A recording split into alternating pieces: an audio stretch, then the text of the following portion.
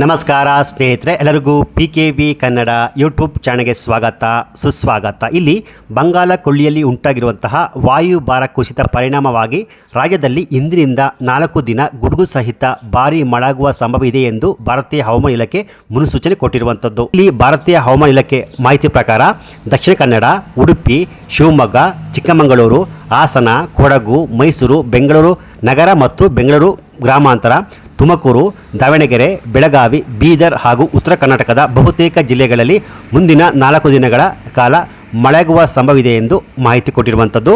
ಇಲ್ಲಿ ರಾಜ್ಯದ ಹಲವೆಡೆ ಹವಾಮಾನ ಬದಲಾವಣೆಯಿಂದಾಗಿ ಮಳೆ ಆಗುತ್ತಿದ್ದು, ರಾಜ್ಯದ ಈ 13 ಜಿಲ್ಲೆಗಳಲ್ಲಿ ಬೇಸಿಗೆ ಮಳೆ ಭರ್ಜೆ ಸುರಿಯಲಿದ್ದು, ಈ ನಡುವೆ ಗುಡುಗು ಸಿಡಿಲೊಂದಿಗೆ ಕೆಲವೆಡೆ ಆಲಿಕಲ್ಲು ಮಳೆ ಬಿದ್ದಿದ್ದು, ಹಾಗೆಯೇ ಹಾಸನದಲ್ಲಿ ಕೂಡ ಭಾರಿ ಮಳೆಯಾಗಿದೆ.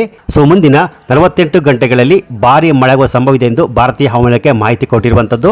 ಮುಂದಿನ 48 ಗಂಟೆಗಳಲ್ಲಿ ವಿಶೇಷವಾಗಿ ಮಧ್ಯಾಹ್ನ ಮತ್ತು ಸಂಜೆ ಸಮಯದಲ್ಲಿ ಗುಡುಗು ಸಹಿತ ಮಳೆಯಾಗುವ ಸಂಭವವಿದೆ ಎಂದು ಭಾರತೀಯ ಹವಾಮಾನ ಇಲಾಖೆ ಎಚ್ಚರಿಕೆಯನ್ನು ಕೊಟ್ಟಿರುವಂಥದ್ದು ಸ್ನೇಹಿತರೆ.